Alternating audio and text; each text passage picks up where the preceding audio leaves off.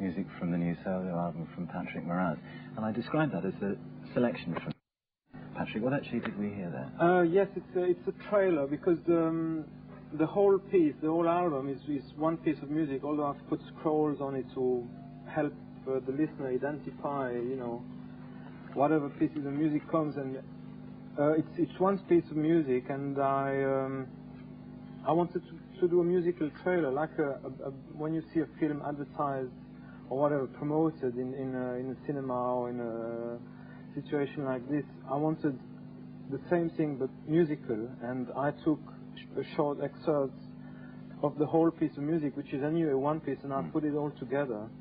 And you know, it was a very specialized operation, if I may say so.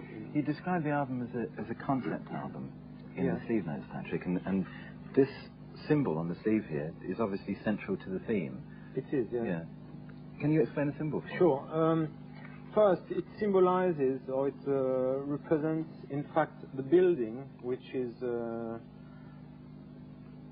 in a jungle, or sort of plateau surrounded by a jungle, and on the top of the building there is a sphere. It's a sort of science fiction story, and I wanted to symbolize the intensity of this building, where there's a little electronic sphere hovering above it. But also, this symbol is the letter I of the sacred alphabet, which I found in a very ancient book, and this letter I is also the ninth letter of the alphabet, and 9, in a way, it's a very symbolic number to represent reincarnation, love and death in mythological stories or situations. Because, I mean, just listening to the album once, you can tell it's painstakingly put together.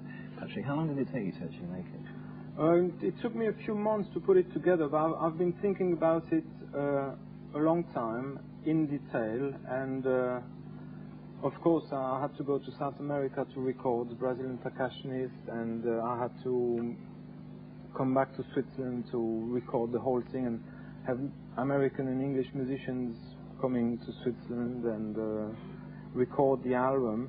It took me a few months to put it together and mix it. Did you actually build the album around the theme, or did the theme gradually emerge? No, the theme, the story, is the motivation behind the music, because as probably you have noticed if you have listened to the album,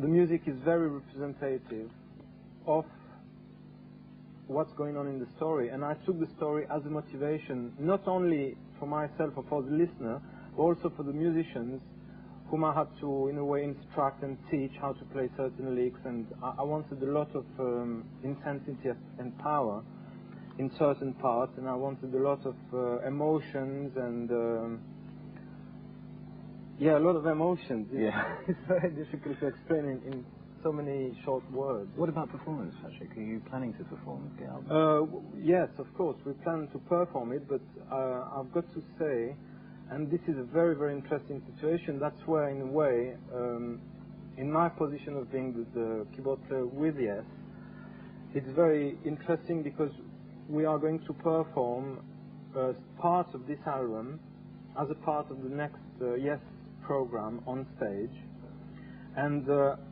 I could add also that we are not going to perform only part of this album, but also part of individual solo albums from Yes. And it's a very interesting experiment, you know, because everybody in a way takes the leadership or whatever at one point and teaches everybody else. We all help each other at rehearsals, and it's very good. It's good vibe, you know. Good. I'll look forward to that, Patrick. Sadly, we've got to stop. Thanks for coming in. Okay, thank you.